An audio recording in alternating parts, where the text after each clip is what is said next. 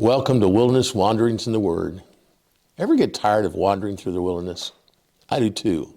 But God promises to be with us all the way to the end. Today, our scripture reading is Haggai chapter 1 through 2. We get to read a whole minor prophet today. I've entitled the devotion, Why Do I Still Have Little Strength for the Work? Our focus is Haggai chapter 1, verse 2 through 6. This is what the Lord Almighty says. These people say, the time has not yet come for the Lord's house to be built. Then the word of the Lord came through the prophet Haggai. Is it time for you yourselves to be living in your paneled houses while this house remains a ruin? Now this is what the Lord Almighty says. Give careful thought to your ways. You've planted much, but harvested little. You eat, but never have enough. You drink, but never have your fill. You put on clothes, but are not warm. You earn wages only to put them in a purse with holes in it. Haggai invites us to think carefully about our lives. Do we have enough to pay the bills? Is there enough food in the house for all of us?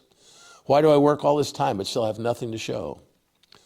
For several years, the remnant stopped working on the temple of the Lord because it just got too difficult. Perhaps someone preached that if God wanted us to do this, it would not be so hard. You know, the way to heaven is lined with easy streets and pleasure and feel-good friends.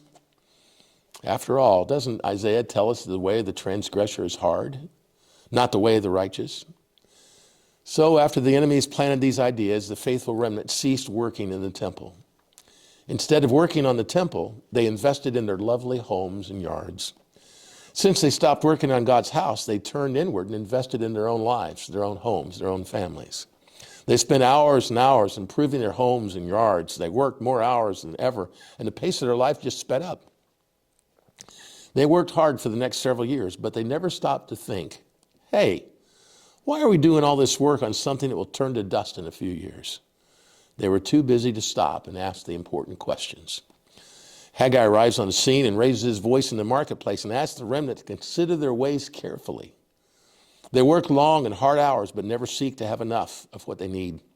They celebrate, but they're never satisfied. They eat, but never have enough. They play games, but are not at peace.